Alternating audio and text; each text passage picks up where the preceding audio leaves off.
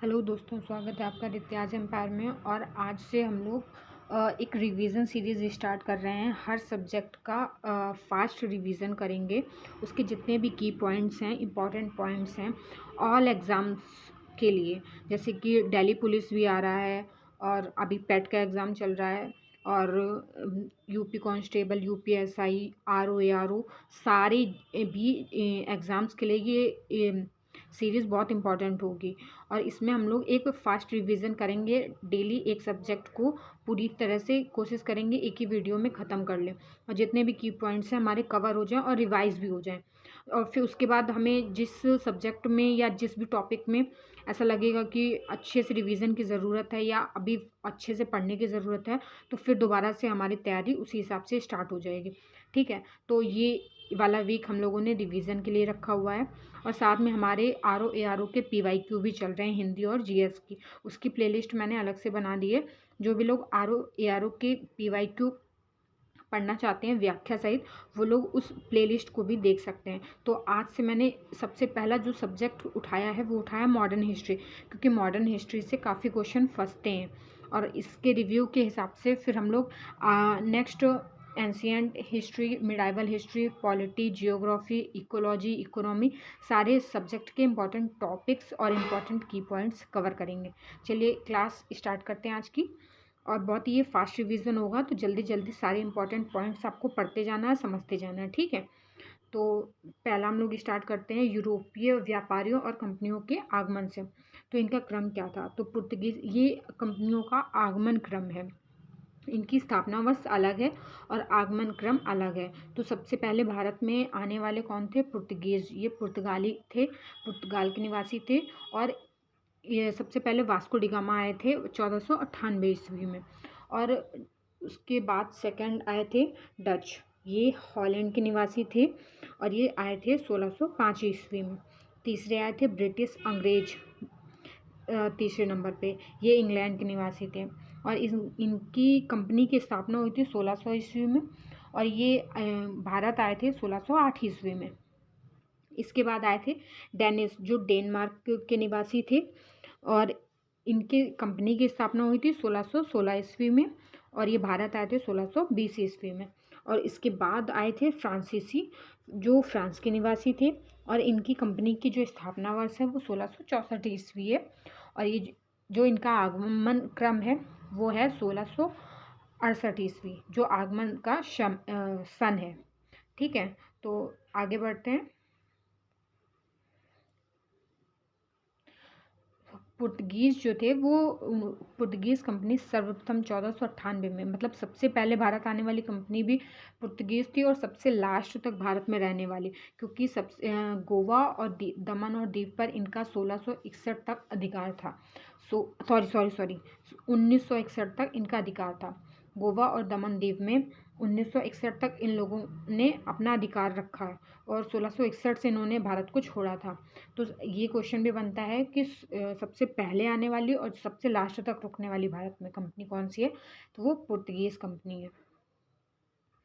उसके बाद आगे बढ़ते हैं विदेशी कंपनियों का स्थापना क्रम।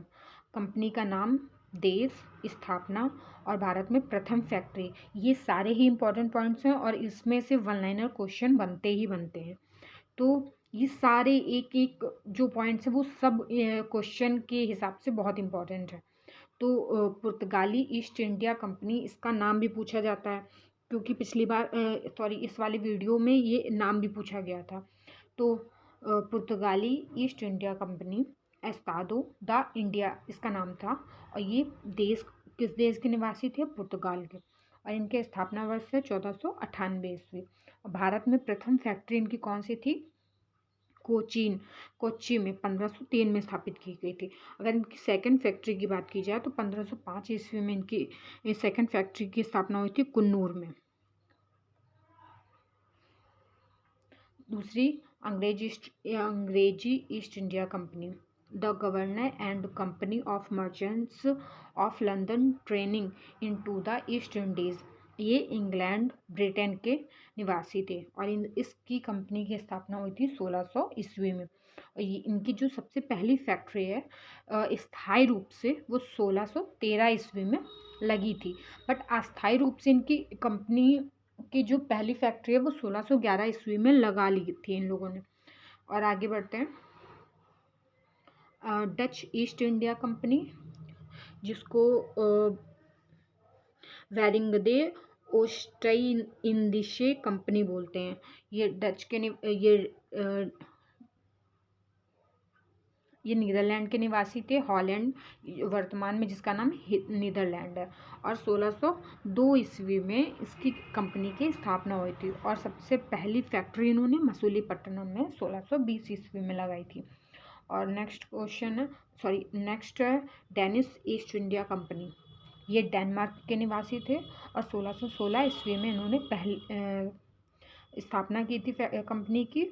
और पहली फैक्ट्री जो थी इनकी त्रावणकोर 1620 ईस्वी में लगी थी। उसके बाद फ्रांसीसी ईस्ट इंडिया कंपनी, इस कंपनी का नाम था कंपनी देश इंडेस ओरिएंटल लेश, और ये फ्रांस के निवासी थे और इनकी कंपनी की स्थापना हुई थी 1664 ईस्वी में। ये मैं पहले बता भी चुकी हूँ। और इनकी जो पहली फैक्ट्री थी वो सूरत में लगी थी 1668 ईस्वी में। उसके बाद आते हैं स्वीडिश ईस्ट इंडिया कंपनी, ये स्वीडन के निवासी थे, सबसे लास्ट में ये आए थे। और इनकी जो इनकी जो कंपनी की स्थापना है वो 1731 में हुई थी। और इन्होंने भारत से कम चीन में अपना केंद्र बनाया था और इन्होंने चीन से व्यापार किया था। ठीक है, अब एक एक टॉपिक के इम्पोर्टेंट पॉइंट्स कवर करते जाएंगे। तो सबसे पहले पुर्तगाली, तो सबसे पहले पुर्तगाली आए थे, तो इनके इम्पोर्टेंट पॉइंट्स पढ़ लेते हैं। प्रथम पुर्तगाली एवं प्रथम यूरोपीय यात्री जो थे वो वास्को डिगामा थे, जो मई 1498 ईस्वी में आए थे। और इनका कालीकट के तत्कालीन शासक जमोरिन द्वारा इनका स्वागत किया गया था। ये केरल के तट पे, केरल में कालीकट नामक जो तट है उस वहाँ पहुँचे थे सबसे पहले, उस बंदरगाह पे पहुँचे थे। और 1498 ईस्वी में अहमद इब्न मजीद नामक गुजराती पथ प्रदर्शक की सहायता से कालीकट पहुँचे थे। काफ़ी लोगों के मुँह से मैंने सुना है, वो लोग बोलते हैं कि हमारा देश क्या खो गया था क्या, जो इन्होंने खोज की थी। खोज मतलब कि जो हमारे भारत में निवास कर मतलब आने के रास्ते थे वो सिर्फ 4 रास्ते थे। और लोग मतलब ढूंढ नहीं पाते थे हमारे भारत को। और भारत काफ़ी व्यापार के नज़रिए से काफ़ी धनवान देश था। तो भारत की मतलब धरती तक सबसे पहले पहुंचने वाले वास्को डिगामा थे विदेशी तौर पे। वैसे तो इससे पहले तो बहुत सारे विदेशी आ गए थे पर व्यापार के लिए, तो इसलिए बोलते हैं कि वास्को डिगामा ने भारत की खोज की थी। उसके बाद है 1505 ईस्वी में फ्रांसिस्को डी अल्मीडा भारत में प्रथम पुर्तगाली वायसराय बन के आया था। और इनके बारे में एक और भी इम्पॉर्टेंट पॉइंट्स हैं। नीले या शांत जल की जो नीति है वो इन्होंने अपनाई थी, जिसको बोलते हैं लाइसेंस प्रणाली, जो सबसे पहले पुर्तगालियों ने स्टार्ट की थी। और ये फर्स्ट गवर्नर जनरल वायसराय भी थे पुर्तगालियों के। और इन्होंने ये नीले जल की जो नीति है वो भी शुरू की थी। और 1510 ईस्वी में अल्बुकर्क ने बीजापुर के शासक यूसुफ आदिल शाह से गोवा को छीन लिया था। उसके बाद अगर इसके जो इम्पोर्टेंट वायसराय की बात की जाए तो फ्रांसिस्को डी अल्मीडा जो कि 1505 से 1509 ईस्वी तक रहे थे। उसके बाद फिर अल्बुकर्क जो है कि 1509 से 1515 तक बन गए थे और इन्होंने सती प्रथा पर रोक लगाने की भी कोशिश की थी। और उसके बाद 1530 में इन्होंने गोवा को राजधानी बनाया था। और उस 1529 में नीनो डी कुन्हा वायसराय बने थे इनके। और पुर्तगालियों के बारे में इम्पोर्टेंट जो फैक्ट है वो ये भी पूछा जाता है कि पुर्तगाली भारत में क्या क्या लेके आए। तो भारत में पुर्तगाली तंबाकू, लाल मिर्च की खेती जो है वो भी इनके आने के बाद शुरू हुई थी। जहाज़ का निर्माण और प्रिंटिंग प्रेस और गोथिक स्थापत्य कला, ये सब पुर्तगालियों के आने के बाद शुरू हुआ था। और सबसे पहला जो गोवा में प्रिंटिंग प्रेस इन्हीं लोगों ने शुरू किया था, जो कि 1556 ईस्वी से स्टार्ट हुआ था। ये सारे इम्पोर्टेंट पॉइंट्स हम। और 1663 ईस्वी में मालाबार के सभी दुर्ग डचों ने जीत कर फाइनली इनको भगा दिया था।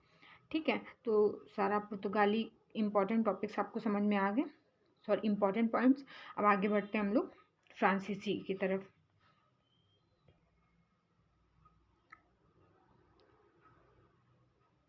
उसके बाद आते हैं फ्रांसीसी। वैसे तो इनको माना जाता है कि ये भारत में सबसे बाद में ये लोग आए फ्रांसीसी, और ये 1664 ईस्वी में फ्रांसीसी कंपनी की स्थापना मंत्री कॉलबर्ट के प्रयासों से फ्रांस के सम्राट लुई 14वें के शासनकाल में हुई थी। ठीक है, और फ्रेंच ईस्ट इंडिया कंपनी को कंपनी देश इंद से ओरिएंटलेस नाम से जाना गया। और फ्रांसीसियों का प्रथम फ्रांसीसी गवर्नर फ्रैंको मार्टिन था। 1673 ईस्वी में फ्रांसीसी कंपनी के गवर्नर फ्रैंक मार्टिन ने वेलिकोंडपुरम के सूबेदार शेर खान लोदी से पुदुचेरी नामक एक गांव प्राप्त किया, जिसे कालांतर में पांडिचेरी कहा गया। वांडीवास के युद्ध 1760 ईस्वी में अंग्रेज सेनापति जनरल आयरकूट ने फ्रांसीसियों को पराजित किया। कर्नाटक का युद्ध अंग्रेज एवं फ्रांसीसियों के मध्य हुआ था, और ये जो कर्नाटक के युद्ध के बाद से ही जो इनकी जो धीरे धीरे जो विस्तार था, शक्ति थी, वो सारी ख़त्म हो गई थी, और भारत से इनका जो है सब कुछ ख़त्म हो गया था। तो ये बहुत इम्पोर्टेंट है। जो 3 कर्नाटक युद्धों के बाद मतलब अंततः अंग्रेजों के द्वारा फ्रांसीसियों को हरा दिया गया था, और फिर ये इनका जो थोड़ा बहुत विस्तार था वो पांडिचेरी तक ही सीमित रह गया था। तो ये तीनों इनके 3 युद्ध हुए थे कर्नाटक के, तो वो इम्पोर्टेंट है। प्रथम कर्नाटक युद्ध हुआ था 1446 से 48 तक, सॉरी 1746 से 1748 तक, और इसका जो कारण था वो था ऑस्ट्रिया के उत्तराधिकार के युद्ध का भारत में विस्तार हुआ था। ठीक है, और इसका जो परिणाम था वो ऑक्सेला सैपेल की संधि, या एक्सला बोलते हैं, कुछ लोग ऑक्सा बोलते हैं, ऑक्साला सैपेल की संधि या एक्सला सैपेल की संधि बोलते हैं। और द्वितीय कर्नाटक युद्ध हुआ था 1749 से 1754 तक, और इसका जो सिर्फ हम लोग की पॉइंट्स पढ़ रहे हैं, की पॉइंट समझ रहे हैं, तो इसका जो कारण था मेन द्वितीय कर्नाटक युद्ध का, वो था हैदराबाद और कर्नाटक के विवाद, मतलब जो विवादास्पद उत्तराधिकारियों के जो मुद्दे थे उस पे हुआ था, और जो परिणाम था वो पांडिचेरी की संधि। इसका लास्ट में परिणाम क्या निकला था कि फिर पांडिचेरी की संधि हो गई थी। और जो तृतीय कर्नाटक युद्ध था वो हुआ था 1758 से 1763 तक, और इसका जो मेन रीज़न था वो था सप्तवर्षीय युद्ध का भारत में विस्तार, और परिणाम था पेरिस की संधि, और यहीं से इनका जो भारत में अधिकार था वो सीमित हो गया था पांडिचेरी तक। नेक्स्ट बढ़ते हैं हम लोग अंग्रेज।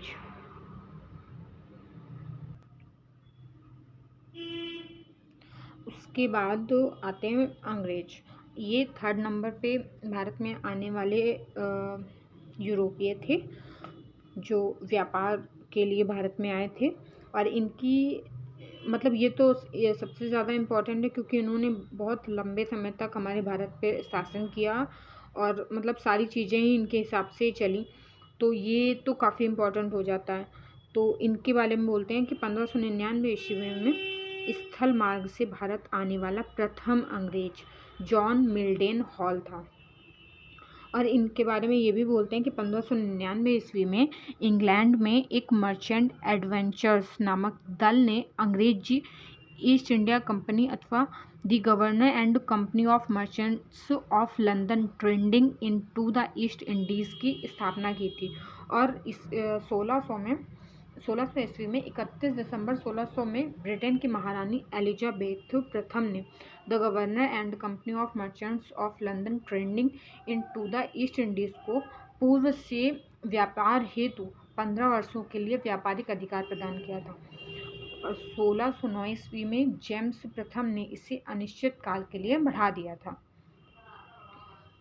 1608 ईस्वी में ब्रिटेन के राजा जेम्स प्रथम के दूत के रूप में कैप्टन हॉकिंस सम्राट अकबर के नाम पत्र लेकर जहांगीर के दरबार आगरा पहुंचे थे।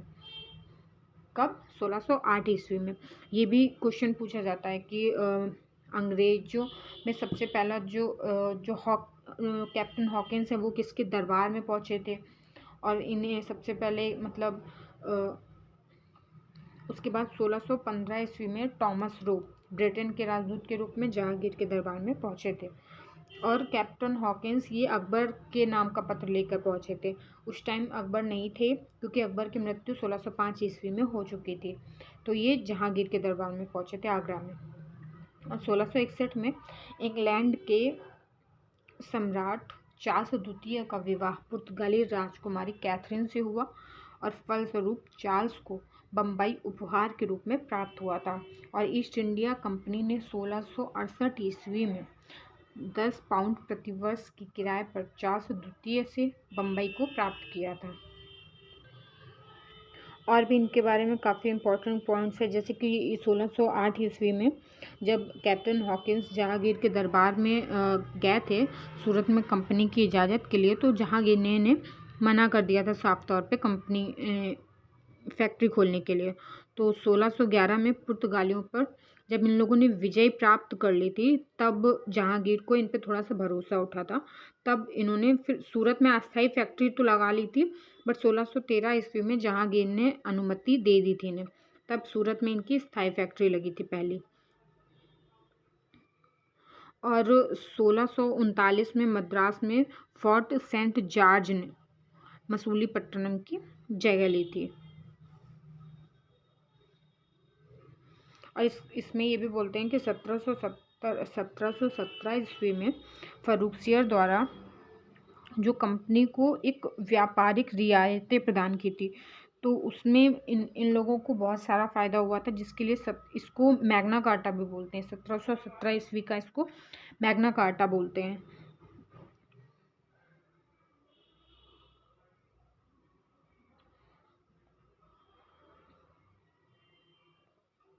उसके बाद आ जाते हैं हम लोग सीधे प्लासी के युद्ध और बक्सर का युद्ध, जो कि काफ़ी इम्पोर्टेंट माना जाता है, क्योंकि इन्हीं युद्धों से फिर धीरे धीरे अंग्रेज़ों का जो वर्चस्व है वो भारत पे बढ़ने लगा था। तो जो प्लासी का युद्ध है वो हुआ था 23 जून 1757 ईस्वी को। और किसके मध्य हुआ था? तो ये बंगाल के नवाब सिराजुद्दौला और अंग्रेज़ों के मध्य हुआ था। उस समय सेनापति कौन था? Robert Clive. और परिणाम अगर देखें तो अंग्रेज़ों की इसमें विजय हुई थी। और इसमें विशेष क्या था? भारत में ब्रिटिश साम्राज्य की नींव रखी गई थी। और अगर जैसे इसका कारण समझें तो जो नवाब थे ना, उन्होंने फोर्ट विलियम पर कब्जा कर लिया था, और उसमें जो विदेशी उस समय उपस्थित थे उनको मार भी डाला था। और उसी समय जो ब्लैक होल नाम की घटनाएं बोलते हैं कि 146 अंग्रेज़ों को एक छोटे से रूम में बंद कर दिया गया था, जिसमें से सिर्फ 23 अंग्रेज जिंदा बचे थे। तो ये घटना भी काफ़ी उस समय प्रसिद्ध थी उस नाम से। और फिर इसमें जो ब्रिटिश साम्राज्य उसका थोड़ा बहुत जैसे साम्राज्य की नींव रख गई थी। तो उसके बाद आता है बक्सर का युद्ध। तो ये बक्सर का युद्ध तिथि है 22 अक्टूबर 1764। ये डेट्स भी बहुत इंपॉर्टेंट है बक्सर का युद्ध। और किनके मध्य हुआ था? तो बंगाल के नवाब मीर कासिम, अवध के नवाब शुजाउद्दौला और दिल्ली के मुगल सम्राट शाह आलम, इन तीनों की संयुक्त सेना थी। और सामने पार्टी में अंग्रेज थे। जो इनका सेनापति था हेक्टर मुनरो। और इसमें भी अंग्रेजों की विजय हुई थी। और विशेष क्या है इसमें? अंग्रेजों की वास्तविक सत्ता का स्थापना हो गया था इस युद्ध के बाद। और इस युद्ध के बाद फिर अंग्रेज़ों की जो सत्ता है वो अच्छे से स्थापित हो गई थी। इन्होंने मीर जाफ़र को एक कठपुतली की तरह आसन पे बिठा दिया था, बट उत्तरी भारत में अंग्रेज़ों की प्रभुता अच्छी खासी कायम हो गई थी। लेकिन हारने के बाद फिर इलाहाबाद की संधि हुई थी, एक दो संधियाँ हुई थी। एक हुई थी मुग़ल शासक शाह आलम द्वितीय के साथ और दूसरी संधि हुई थी अवध के नवाब के साथ। ठीक है, चलिए देखते हैं। तो इलाहाबाद की प्रथम संधि हुई थी जो, वो शाह आलम द्वितीय से हुई थी 12 अगस्त 1765 ईस्वी में। और दूसरी द्वितीय संधि हुई थी सुजाउद्दौला के साथ। ये अवध के नवाब थे, इनके साथ हुई थी 16 अगस्त 1765 को। इसके बाद हम लोग पढ़ेंगे इम्पोर्टेंट युद्ध। ये कर्नाटक के युद्ध हैं, ये तो हम लोग पढ़ चुके हैं अभी, मैंने बताया था आगे, लेकिन फिर से बता देते हैं। जब फ्रांसीसियों के बारे में हम पढ़ रहे थे तभी मैंने इस युद्ध के बारे में बता दिया था। तो प्रथम युद्ध हुआ था 1746 से 48 ईस्वी में और इसका प्रमुख कारण था ऑस्ट्रिया के उत्तराधिकार का युद्ध। और संधि से एक्सला सैपेल की संधि या ऑक्सला सैपेल की संधि 1748 में हुई थी और ये युद्ध अनिर्णित था। इसका कोई खास निर्णय नहीं हो पाया था कि कौन जीता कौन हारा। और जो द्वितीय कर्नाटक युद्ध था वो 1749 से 1754 ईस्वी तक हुआ था और कर्नाटक के उत्तराधिकार का युद्ध था इसका जो प्रमुख कारण है। और संधि कौन सी हुई थी इसमें? पांडिचेरी। ये पॉइंट्स जितने भी इसमें मैं पढ़ा रही हूँ वो एक एक पॉइंट एग्ज़ाम्स के लिए बहुत इम्पॉर्टेंट है। तो इन सारे पॉइंट्स को, ये सब की पॉइंट्स हैं, आपको बहुत अच्छे से पढ़ना है। आप लोग अगर नोट्स नहीं बनाना चाहते हैं तो इस वीडियो को भी आप लोग बार बार देख के बहुत अच्छे से इससे रिवीजन कर सकते हैं। ये लास्ट मोमेंट पे भी वीडियो बहुत यूज़फुल रहेगी आप लोगों के लिए। और इसका जो परिणाम था, मतलब इसमें संधि हुई थी पांडिचेरी की संधि के साथ ये युद्ध समाप्त हुआ था 1755 ईस्वी में। और इसका परिणाम था जो अंग्रेज थे उनकी मजबूत स्थिति हो गई थी। और इस जो तृतीय कर्नाटक युद्ध है वो 1758 से 63 ईस्वी तक हुआ था और सप्तवर्षीय युद्ध एवं औपनिवेशिक कारण ये पेरिस की संधि के साथ समाप्त हुआ था जो 1763 ईस्वी में हुई थी और इसमें फ्रांस की पराजय हुई थी, इसका जो परिणाम था। उसके बाद आंग्ल मैसूर युद्ध, ये तो बहुत ही इम्पोर्टेंट है। तो पहला, इसमें 4 आंग्ल मैसूर युद्ध हुए थे। तो इसमें सबसे ज़्यादा क्वेश्चन तो ये बनता है कि हैदर अली की मृत्यु किस मैसूर युद्ध में हुई थी? तो द्वितीय आंग्ल मैसूर युद्ध में हैदर अली की मृत्यु हुई थी। तो लाइन से पढ़ते हैं, इसके सन बहुत इंपॉर्टेंट है। अगर आप लोग कहेंगे तो मैं सारे सन एक वीडियो में करा दूंगी, सारे इंपॉर्टेंट सन। ठीक है, प्रथम आंग्लो मैसूर युद्ध 1767 से 1769 ईस्वी तक, ये लगभग 2-2.5 साल तक चला था युद्ध। और इसमें जो मैसूर का शासक था वो हैदर अली था और बंगाल का गवर्नर कौन था? लॉर्ड वेरेल्स। और इसमें जो लास्ट में युद्ध समाप्त हुआ था मद्रास की संधि से। द्वितीय आंग्ल मैसूर युद्ध हुआ था 1780 से 84 ईस्वी तक। इसमें भी मैसूर का शासक हैदर अली था और इसमें बंगाल का गवर्नर कौन था? Warren Hastings. और ये युद्ध मंगलौर की संधि से 1784 ईस्वी में समाप्त हुआ था, बट इसमें हैदर अली की मृत्यु हो गई थी। उसके बाद जो मैसूर की गद्दी पे उसका पुत्र बैठा था टीपू सुल्तान। तो जो तृतीय आंग्ल मैसूर युद्ध है वो 1790 से 1792 ईस्वी तक हुआ था और इस टाइम पे मैसूर का शासक कौन था? टीपू सुल्तान। और बंगाल का गवर्नर कौन था? Lord Cornwallis. और ये युद्ध समाप्त हुआ था श्रीरंगपट्टनम की संधि से 1992 ईस्वी में। और चतुर्थ आंग्ल मैसूर युद्ध हुआ था 1799 में और ये मैसूर के शासक टीपू सुल्तान और उस समय जो बंगाल के गवर्नर थे वो लॉर्ड वेलेस्ली थे।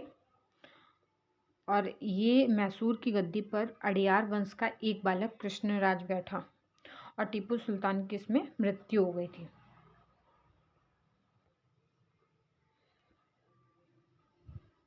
इसके बाद आंग्ल मराठा युद्ध।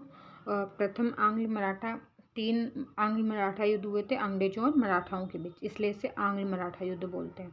ठीक है, जो पहला युद्ध हुआ था अंग्रेजों और मराठों के बीच में वो हुआ था 1775 से 1782 ईस्वी तक, 1775 से 1782 ईस्वी तक। ठीक है, साल, और ये इसमें कौन सी संधि हुई थी? सालबाई की संधि सालबाई की संधि कब होती है, ये सन पूछते हैं। 1782 ईस्वी में, जब युद्ध खत्म होता है तब संधि होती है। और इसका जो परिणाम निकला था वो क्या था, अंग्रेजों को सॉल्सेट तथा एलिफेंटा द्वीप प्राप्त हुआ था और माधव राव नारायण पेशवा बना तथा राघोबा को पेंशन दी गई।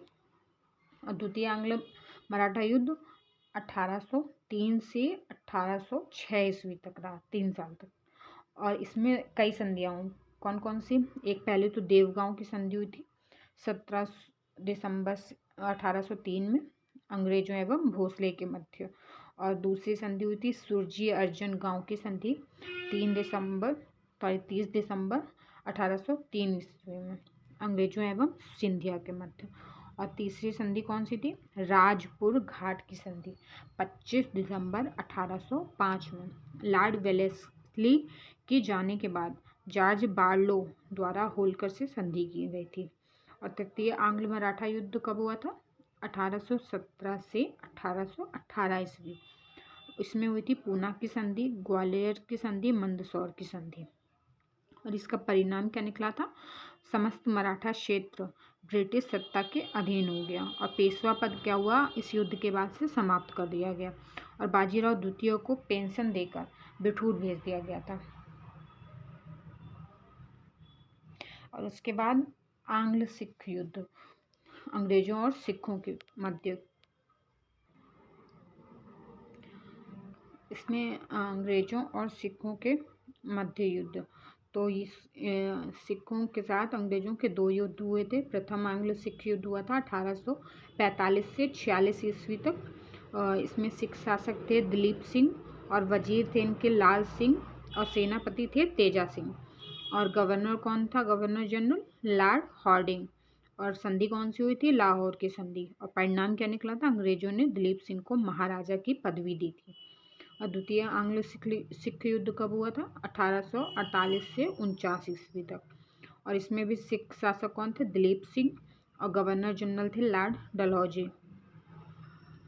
और संधि हुई थी अमृतसर की संधि और इसका परिणाम था दिलीप सिंह से कोहिनूर हीरा लेकर ब्रिटिश ताज के पास भेजा गया था। और इसके बाद हम लोग इम्पोर्टेंट गवर्नर, गवर्नर जनरल और वाइसराय पढ़ेंगे।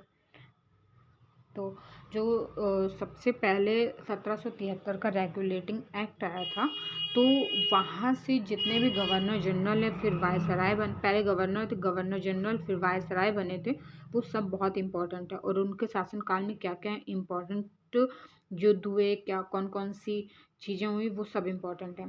तो जो बंगाल का प्रथम गवर्नर जनरल है वो 1773 में बनाया गया था, जो वॉरेन हेस्टिंग्स थे सबसे पहले गवर्नर जनरल। 1773 ईस्वी में रेगुलेटिंग एक्ट पारित हुआ था। घेरे की नीति, रिंग फेस नीति, ये भी वॉरेन हेस्टिंग्स से संबंधित है। और रेगुलेटिंग एक्ट के तहत ही कलकत्ता में सुप्रीम कोर्ट की स्थापना हो गई थी।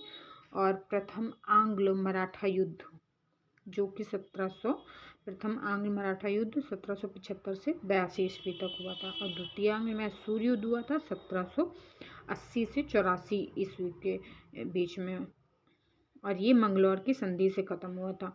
और ये सालबाई की संधि भी इन्हीं के उसमें हुई थी 1782 में। और भारत में न्यायिक सेवा का जनक भी किसे कहा जाता है, वॉरेन हेस्टिंग्स को। उसके बाद ये 1773 से 1785 तक रहे। तो 1785 के बाद कौन आया था, लॉर्ड कॉर्नवालिस। ये आए थे 1786 से 1793 तक। तो इनके टाइम पे तृतीय आंग्ल मैसूर युद्ध हुआ था 1790 से 92 ईस्वी। और श्रीरंगपट्टम की संधि हुई थी 1792 ईस्वी में। और स्थायी बंदोबस्त कौन लेके आया था, इन्हीं के टाइम पे शुरुआत हुई थी 1793 ईस्वी में। स्थायी बंदोबस्त कॉर्नवालिस के टाइम पे आया था, उस टाइम ये गवर्नर जनरल थे। और 5 अक्टूबर 1805 को कॉर्नवालिस की मृत्यु गाजीपुर उत्तर प्रदेश में हुई और वहीं पर उसकी कब्र है स्थित है। और ये क्वेश्चन पूछा भी जाता है कि कौन से गवर्नर जनरल की जो कब्र है वो भारत में उत्तर प्रदेश में ही है, तो वो कौन है, लॉर्ड कॉर्नवालिस है। भारत में सिविल सेवा एवं पुलिस सेवा का जनक भी किसे कहा जाता है, लॉर्ड कॉर्नवालिस को। उसके बाद कौन से गवर्नर जनरल इम्पोर्टेंट है? लॉर्ड वेलेजली, जो 1798 से 1805 ईस्वी तक रहे।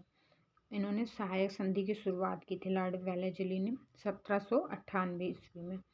और हैदराबाद 1798 और 1800 ईस्वी में ये सहायक संधि सबसे पहले कहाँ पे हुई थी? हैदराबाद में 1798, और फिर मैसूर में, और उसके बाद तंजौर, फिर अवध, फिर पेशवा, फिर भोसले के साथ, और फिर सिंधिया के साथ। ठीक है, ये सहायक संधि किसके किसके साथ, कौन कौन से सन में की गई थी। उसके बाद चतुर्थ आंग्ल मैसूर युद्ध भी इन्हीं के समय पे हुआ था, 1799 ईस्वी में, एवं भसीन की संधि भी 1802 ईस्वी में हुई थी। द्वितीय आंग्ल मराठा युद्ध कब हुआ था? 1803 से 5 में। और कलकत्ता में फोर्ट विलियम कॉलेज की स्थापना भी इन्हीं के टाइम पे हुई थी। उसके बाद लॉर्ड हेस्टिंग्स 1813 से लेके 1823 ईस्वी तक था। ये भारत के गवर्नर जनरल थे। ठीक है, कब से कब तक? 1813 से 1823 ईस्वी तक।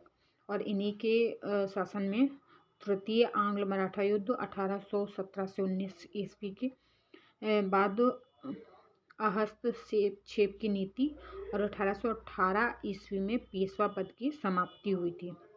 1818 ईस्वी में पेशवा पद की समाप्ति हो गई थी। और आंग्ल नेपाल युद्ध कब हुआ था? 1814 से 1816 ईस्वी में। बम्बई एवं मद्रास में रैयतवाड़ी व्यवस्था को थॉमस मुनरो द्वारा लागू किया गया था। कहाँ पे? मुंबई और मद्रास में रैयतवाड़ी व्यवस्था को थॉमस मुनरो द्वारा लागू किया गया था। कब? 1820 में। अवध एवं उत्तर पश्चिम राज्यों प्रांतों में महालवाड़ी व्यवस्था को भी किसने लागू किया था? इन्हीं ने लागू किया था। इन्हीं के टाइम पे लागू हुआ था। किसके टाइम पे? लॉर्ड हेस्टिंग्स के। उसके बाद कौन आए थे? लॉर्ड विलियम बेंटिक 1828 से 1835। और इन्हीं के टाइम पे फिर जब 1833 में इनको पूरा भारत का गवर्नर जनरल बना दिया गया था। तो अगर ये पूछा जाए कि बंगाल के अंतिम गवर्नर जनरल कौन थे, तो लॉर्ड विलियम बेंटिक। और भारत के कुछ लोग कंफ्यूज ना हो, ये बंगाल के अंतिम गवर्नर जनरल थे, क्योंकि पहले बंगाल तक इन लोगों का शासन था। 1833 में जो 1833 में अधिनियम आया, उसमें जो बंगाल का गवर्नर जनरल था उसको भारत का गवर्नर जनरल बना दिया गया। और उस टाइम यही गवर्नर जनरल थे। तो सबसे पहले जो भारत के गवर्नर जनरल थे वो लॉर्ड विलियम बेंटिक थे। और इनके टाइम पे कई अच्छी चीज़ें भी हुई हैं, जैसे कि 1829 ईस्वी में इन्होंने सती प्रथा का उन्मूलन किया था। और 1833 ईस्वी के चार्टर एक्ट द्वारा बंगाल के गवर्नर जनरल को भारत का गवर्नर जनरल बनाया गया। और 1833 में भारत के प्रथम गवर्नर जनरल कौन हुआ? Lord William Bentinck. और बेंटिक ने कर्नल स्लीमैन की सहायता से 1830 ईस्वी में ठगी प्रथा को क्या किया? समाप्त किया। उसके बाद आते हैं लॉर्ड एलनबरो। इन्होंने ये कब तक थे भारत के गवर्नर जनरल? 1842 से 44 ईस्वी तक। और प्रथम आंग्ल अफगान युद्ध समाप्त हो गया था। और सिंध को 1843 ईस्वी में पूर्ण रूप से ब्रिटिश साम्राज्य में मिला लिया गया। और 1843 ईस्वी में दास प्रथा का उन्मूलन इन्हीं के शासन में हुआ था, 1843 के एक्ट। तो इसको ऐसे भी याद कर सकते हैं कि एलन ने बरी किया सबको। क्यों? क्योंकि इन्होंने दास प्रथा को ख़त्म किया था 1843 ईस्वी में।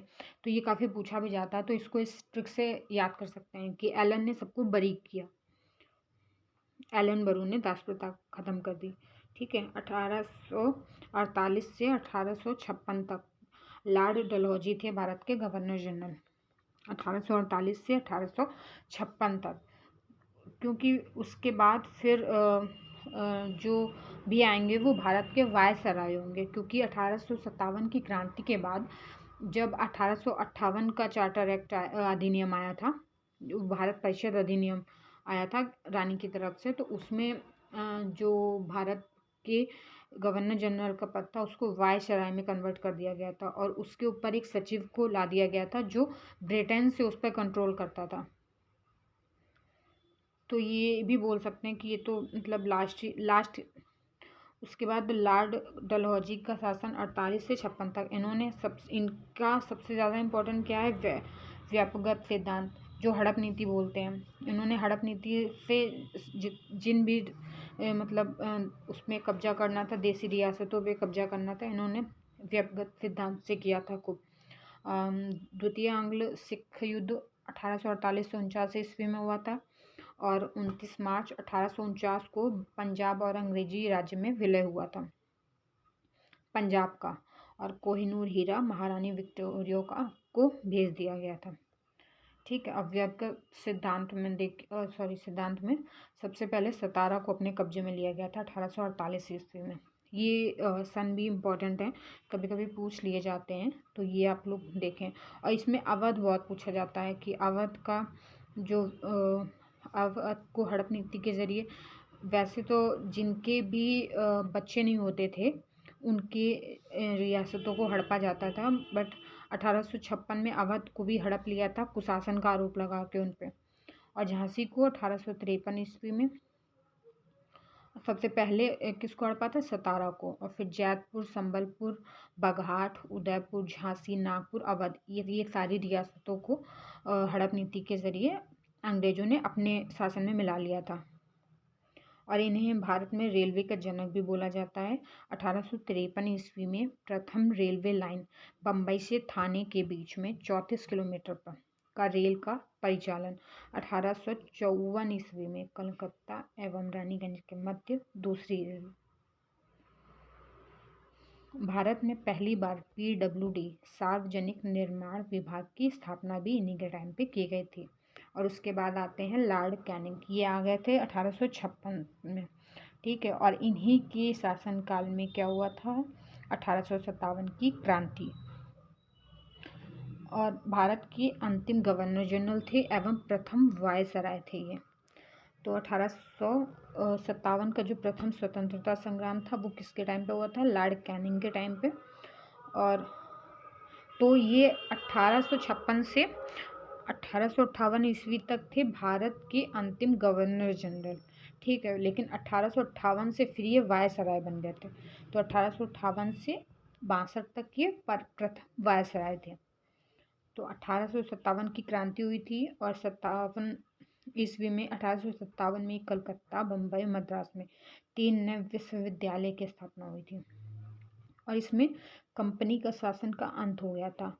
अब ये जो हमारे भारत का जो शासन है वो सीधे सीधे महारानी के हाथों में चला गया था और मुगल सम्राट के पद को समाप्त कर दिया गया था पूरी तरह से। क्यों? क्योंकि जो क्रांति है इसमें इसका नेता किसे बनाया गया था, बहादुर शाह जफर को।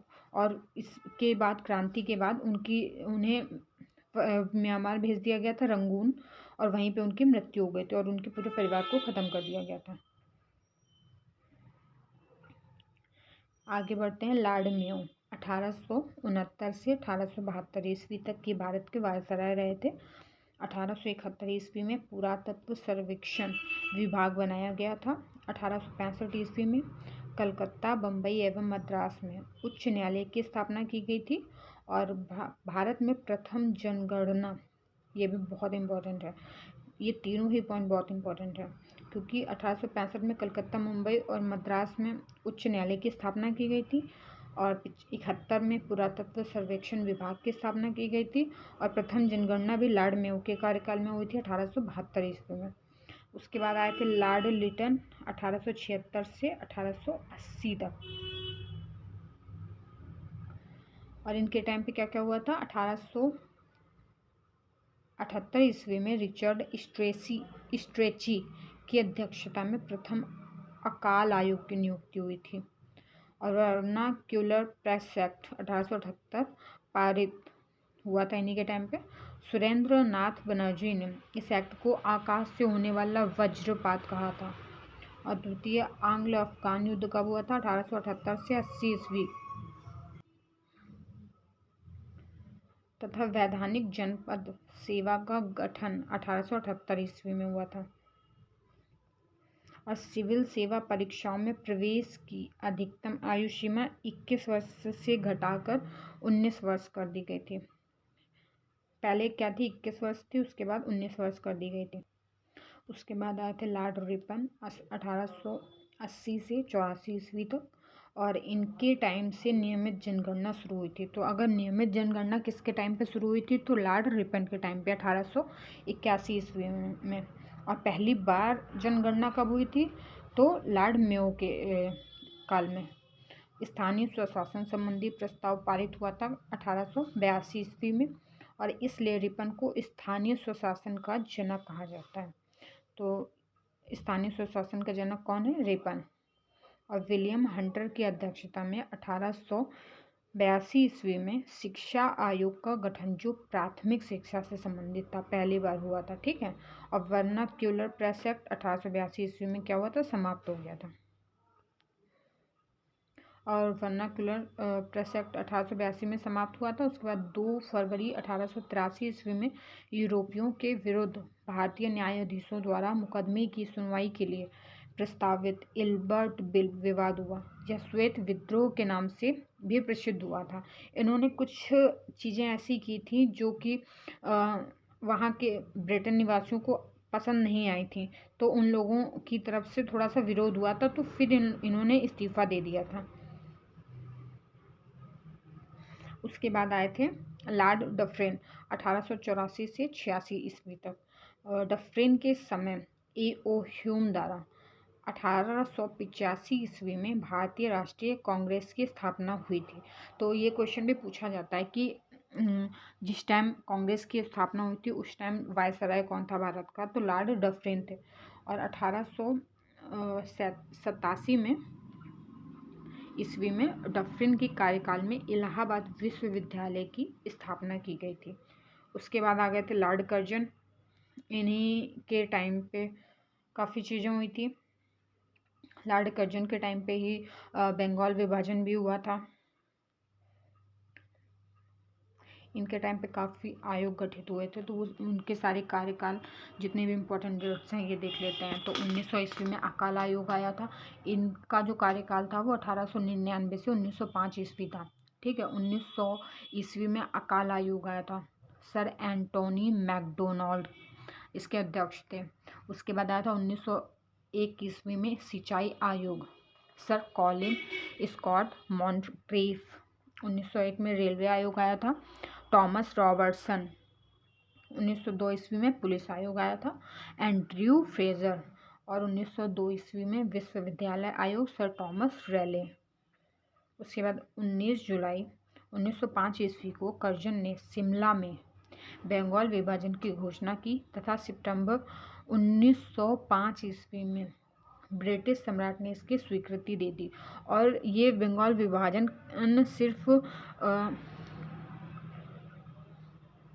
एक सांप्रदायिकता फैलाने के लिए आया था, ताकि हिंदू और मुस्लिमों को अलग अलग एक दूसरे के खिलाफ करके हम लोग ज़्यादा दिन तक राज कर सकें, जिसको इन्होंने नाम दिया था फूट डालो राज करो की नीति थी इनकी ये। उसके बाद लॉर्ड मिंटो द्वितीय आए थे 1905 से 1910 ईस्वी में। और इन्हीं के टाइम पे 1909 का जो अधिनियम आया था, जिसे बोलते हैं मार्ले मिंटो सुधार के नाम से जाना जाता है। और इसी अधिनियम में सबसे पहली बार जो है वो सांप्रदायिक निर्वाचन की शुरुआत हुई थी, सबसे पहली बार। तो 1907 ईस्वी में सूरत अधिवेशन में कांग्रेस का विभाजन हुआ। 1907 ईस्वी में सूरत अधिवेशन में। ठीक है। और मार्ले मिंटो सुधार के तहत पहली बार मुसलमानों के लिए पृथक मताधिकार एवं पृथक निर्वाचन क्षेत्रों की शुरुआत मतलब स्थापना की गई थी। ठीक है। उसके बाद लॉर्ड हार्डिंग द्वितीय थे 1910 से 1916 ईस्वी तक। दिल्ली दरबार में बंगाल विभाजन रद्द करने की घोषणा की गई और राजधानी कलकत्ता से दिल्ली स्थानांतरित करने की घोषणा की गई। और जब 1773 का रेगुलेटिंग एक्ट पास हुआ था, तो उसी टाइम 1774 में ही बंगाल को राजधानी कलकत्ता को राजधानी बना लिया गया था। ठीक है। तो उसके बाद 1911 ईस्वी में जब दिल्ली दरबार लगा था तो 1911 में ही जो बंगाल विभाजन था उसे रद्द किया गया था और उसी में कलकत्ता से दिल्ली राजधानी स्थानांतरित कर दी गई थी। और 1912 में जो दिल्ली है वो भारत की राजधानी बन गई थी। और 23 दिसंबर 1912 ईस्वी को दिल्ली में लॉर्ड हार्डिंग पर बम फेंका गया और इस कांड में भाई बाल मुकुंद को फांसी की सजा दी गई थी।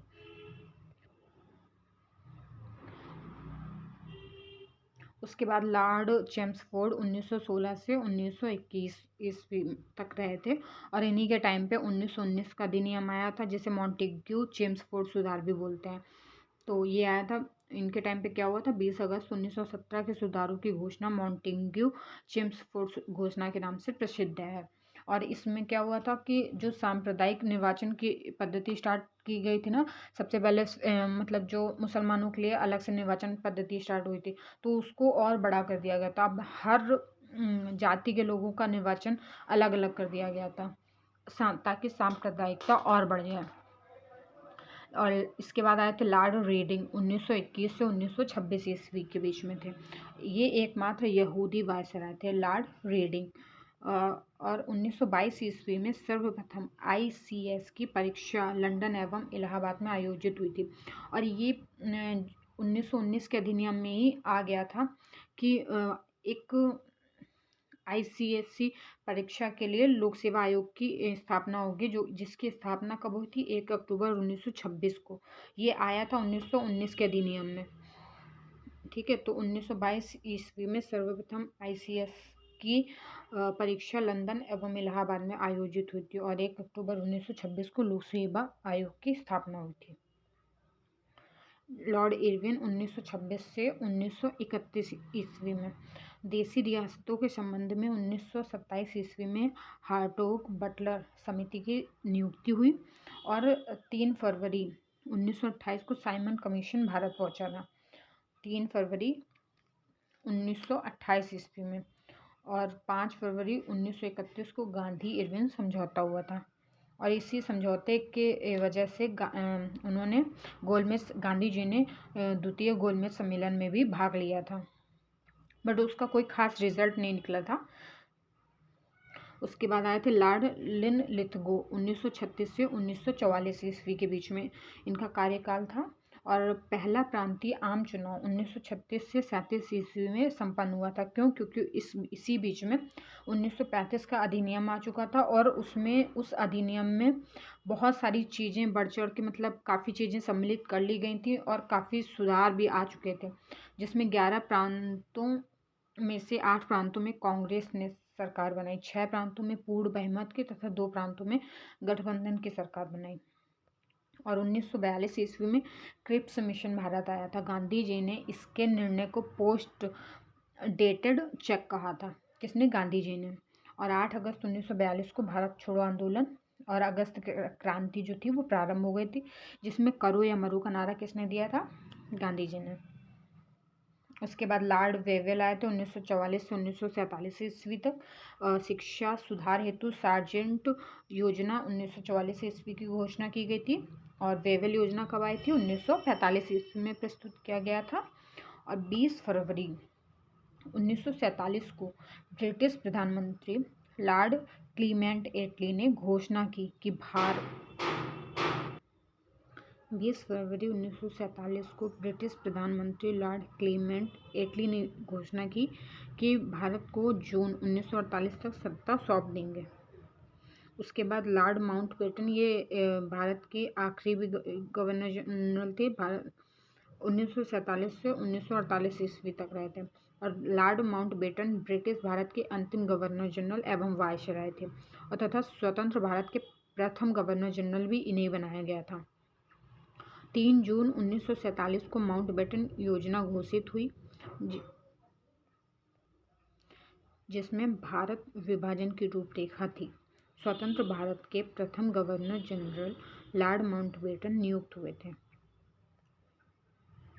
और उसके बाद सी राजगोपालाचारी 1948 से 1950 ईस्वी तक भारत के अंतिम गवर्नर जनरल एवं स्वतंत्र भारत के प्रथम भारतीय गवर्नर जनरल कौन थे? सी राजगोपालाचारी। और इसके बाद से गवर्नर जनरल का पद हमेशा के लिए ख़त्म कर दिया गया था। इसके बाद ब्रिटिश कालीन भू राजस्व व्यवस्था को समझ लेते हैं। 3 व्यवस्थाएं आई थी। पहली स्थायी बंदोबस्त या जमींदारी बंदोबस्त, ये आई थी 1793 ईस्वी में। और इससे किसके उसमें आई थी? लॉर्ड कॉर्नवालिस के टाइम पे। और रैयतवाड़ी 1820 ईस्वी में, महालवाड़ी 1822 ईस्वी में। ये जो रैयतवाड़ी है उसे टॉमस मुनरो के द्वारा और महालवाड़ी हॉल्ट मैकेंजी के द्वारा लाई गई थी। और इनका विस्तार किन किन जगह पे ज़्यादा था? तो जो स्थायी बंदोबस्त है इसका विस्तार बंगाल, बिहार, उड़ीसा, उत्तर प्रदेश, बनारस खंड और उत्तरी कर्नाटक में था। और रैयतवाड़ी व्यवस्था बम्बई, मद्रास और असम में थी। और महालवाड़ी का उत्तर प्रदेश, मध्य प्रांत और पंजाब में विस्तार था। और इसका परसेंटेज भी पूछा जाता है। तो जो स्थायी बंदोबस्त है वो ब्रिटिश भारत का 19% भूभाग पे थी। और जो रैयतवाड़ी है वो रैयतवाड़ी किस पे है? ब्रिटिश भारत का 51% भूभाग पे थी। और महालवाड़ी थी 30% भूभाग पे। और इसमें क्या करते थे स्थायी बंदोबस्त में? भूमि अधिकृत जमीन को। और इसमें रैयतवाड़ी में भूमि का जो मालिक होता था वो किसान होता था। और महालवाड़ी में भूमि पर गांव का अधिकार होता था। ब्रिटिश सरकार को स्थायी बंदोबस्त में ब्रिटिश सरकार को राजस्व देने की जिम्मेदारी किसकी थी? जमींदार की। और वही रैयतवाड़ी में ब्रिटिश सरकार को राजस्व देने की जिम्मेदारी किसान की थी। और महालवाड़ी में ब्रिटिश सरकार को राजस्व देने की जिम्मेदारी गांव के मुखिया, मतलब गांव का एक मुखिया होता था, वो सबसे टैक्स इकट्ठा करता था और फिर वो सारा टैक्स इकट्ठा करके जाके ब्रिटिश सरकार को देता था जाके। ठीक है। और जो ब्रिटिश कालीन प्रमुख समितियां हैं वो पढ़ लेते हैं। तो इसके आयोग, अध्यक्ष, वायसराय और उद्देश्य पढ़ेंगे। तो इनाम आयोग कब आया था? 1852 ईस्वी में। इसके अध्यक्ष थे इनाम और इन्हीं के नाम पे इस आयोग का नाम रखा गया था। और उस टाइम पे वायसराय थे लॉर्ड डलहौजी। ये 1852 ईस्वी में आया था। और 1848 से 1856 तक लॉर्ड डलहौजी का कार्यकाल था। और उद्देश्य क्या था? भूस्वामियों की संपत्ति उपाधियों की जांच हेतु लाया गया था ये। और उसके बाद चार्ल्स वुड डिस्पैच जो कि 1854 ईस्वी में आया था। और ये भी सर चार्ल्स वुड के अध्यक्षता में बनाया गया था। और इस समय वायसराय थे लॉर्ड डलहौजी। और भारत की जो इसका उद्देश्य था भारत की भावी शिक्षा की रूपरेखा तैयार करना। और उसके बाद आया था स्ट्रेची ये अभी हम लोग पढ़ भी चुके हैं। स्ट्रेची आयोग 1878 ईस्वी में आया था रिचर्ड स्ट्रेची की अध्यक्षता में। और लॉर्ड लिटन के कार्यकाल में आया था। और इसका उद्देश्य था अकाल पीड़ितों की सहायता करना। उसके बाद हंटर आयोग आया था 1882 ईस्वी में। विलियम हल्टर की अध्यक्षता में इस आयोग की स्थापना हुई थी। और उस समय पे कार्यकाल किसका था? लॉर्ड रिपन का था। और शिक्षा की प्रगति के पुनरावलोकन हेतु किया गया था इस आयोग का गठन। उसके बाद हर्सेल समिति 1893 ईस्वी में इसकी अध्यक्षता किसने की थी? हर्सेल ने। और कार्यकाल किसका था? लॉर्ड लैंसडाउन। और उद्देश्य क्या था इस आयोग का? टकसाल संबंधी सुझाव देने हेतु। टकसाल मतलब जहाँ पे सिक्कों का निर्माण होता है, सिक्के ढाले जाते हैं जहाँ पे। उसके बाद मैकडोनल आयोग और ये आया था 1900 ईस्वी में सर एंटोनी मैकडोनल की अध्यक्षता में।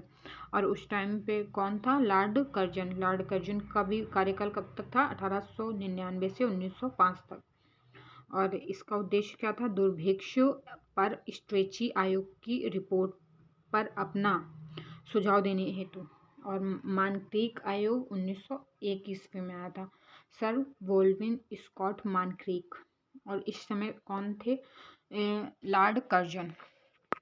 इनका कार्यकाल तो याद ही हो गया होगा। 1899 से 1905 ईस्वी तक लॉर्ड कर्जन का कार्यकाल था। और ये किस लिए लाया गया था? ये आयोग किस लिए बनाया गया था? सिंचाई योजना हेतु। उसके बाद आया था फ्रेजर आयोग 1902 ईस्वी में। सर डब्ल्यू फ्रेजर की अध्यक्षता में यह आयोग बनाया गया था लॉर्ड कर्जन के कार्यकाल में, और इसका उद्देश्य क्या था? पुलिस प्रशासन की कार्य पद्धति की जांच करना। और उसके बाद आया था सैडलर आयोग माइकल सैडलर की अध्यक्षता में लॉर्ड चैम्सफोर्ड की कार्यकाल में, और इसका उद्देश्य क्या था? कलकत्ता विश्वविद्यालय की कार्यप्रणाली और उसके दोषों की जांच के लिए गठित किया गया था। ये 1917 ईस्वी में आया था। उसके बाद आई थी बटलर समिति 1927 ईस्वी में, हरकोर्ट बटलर की अध्यक्षता में। लॉर्ड इरविन, उस समय लॉर्ड इरविन का कार्यकाल चल रहा था, और इसका उद्देश्य था ब्रिटिश परम सत्ता और देशी राज्यों को अच्छे संबंध स्थापित करने से संबंधित था ये। उसके बाद आया था धन निष्कासन का सिद्धांत।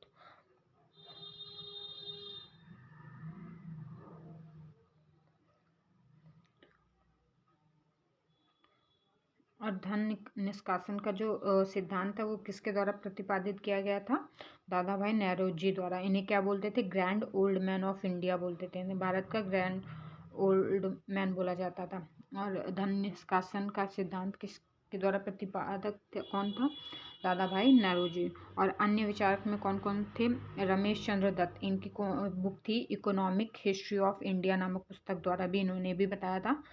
और दादा भाई नौरोजी ने इंग्लैंड डेप्ट टू इंडिया 1867 ईस्वी में आई थी, उस नामक एक लेख आया था इनका 1867 ईस्वी में। और उसके बाद poverty and un British rule in India नामक पुस्तक द्वारा भी 1901 ईस्वी में इनकी पुस्तक आई थी। 1857 का जो विद्रोह है उससे रिलेटेड जितने भी इम्पोर्टेंट चीज़ें हैं वो अब पढ़ लीजिए। तो 29 मार्च 1857 को 34वीं नेटिव इन्फेंट्री बैरकपुर पश्चिम बंगाल जिला परगना के मंगल पांडे ने अपने सार्जेंट मेजर बाग की हत्या कर दी और मेजर सार्जेंट ह्यूशन को गोली मार दी। मंगल पांडे को 8 अप्रैल 1857 को फांसी दी गई। विद्रोह की शुरुआत कब से हुई थी? 10 मई 1857 को मेरठ से हुई थी। और 1857 के सैनिक विद्रोह के समय भारत का गवर्नर जनरल लॉर्ड कैनिंग था। और 1857 के सैनिक विद्रोह के समय मुगल शासक बहादुर शाह द्वितीय या जफर बोलते थे, उस समय वो था। ठीक है। और इसके प्रमुख केंद्र कौन कौन से थे? 1857 की क्रांति के प्रमुख केंद्र थे दिल्ली। यहाँ पे विद्रोही नेता या भारतीय नायक कौन कौन से थे? तो बहादुर शाह द्वितीय थे दिल्ली से, और बख्त खान। और विद्रोह की तिथि क्या थी? 11 मई 1857। और दमनकर्ता कौन था यहाँ विद्रोह का? Nicholson Hudson. मतलब अंग्रेजों की तरफ से यहाँ पे दमन किसने किया था? तो निकलसन हडसन। और दमन तिथि क्या थी? 20 सितंबर तक ये दबा दिया गया था विद्रोह यहाँ पे। कहाँ पे? दिल्ली पे। 20 सितंबर 1857। उसके बाद लखनऊ में किसने? बेगम हजरत महल ने दिखा था, वर्जिस कादिर ने। वहाँ के भारतीय नायक कौन थे? बेगम हजरत महल लखनऊ से, और वर्जिस कादिर। और यहाँ पे विद्रोह की तिथि क्या थी? 30 मई 1857। और दमन किसने किया था? Colin Campbell. और मार्च 1858 तक यहाँ पर समाप्त हो गया था। उसके बाद झांसी, वहाँ पे रानी लक्ष्मीबाई ने विरोध किया था, और 4 जून 1857 में वहाँ पे शुरू हुआ था। और जनरल ह्यूरोज ने दमन किया था, और 17 जून 1858 तक यहाँ पर क्रांति दबा दी गई थी। उसके बाद कानपुर में नाना साहब ने 5 जून 1857 में शुरू हुई थी कानपुर में, और कॉलिन कैंपबेल ने यहाँ पे भी संभाला था। और उसके बाद 6 दिसंबर 1857 में यहाँ पे भी क्रांति शांत हो गई थी। और जगदीशपुर में कुंवर सिंह ने। और 12 जून 1857 को यहाँ पे स्टार्ट हुई थी। कहाँ पे? जगदीशपुर में। और मेजर विलियम टेलर एवं विसेंट आयर ने यहाँ पे क्रांति को दबाया था, और दिसंबर 1858 तक यहाँ पे भी क्रांति समाप्त हो गई थी। और उसके बाद फैजाबाद में मौलवी अहमदुल्ला जून 1857 में यहाँ पे स्टार्ट हुई थी, और कैंपबेल ने यहाँ पे विरोध किया था, मतलब क्रांति को दबाया था। और 5 जून 1858 को यहाँ पे भी क्रांति खत्म हो गई थी। बरेली में खान बहादुर खान। इसमें जितने भी लीड थे, किसने कौन से राज्य में लीड किया था, वो बहुत पूछे जाते हैं कि बरेली से कौन थे, खान बहादुर खान ने किया था। और इलाहाबाद प्रयागराज में किसने किया था, लियाकत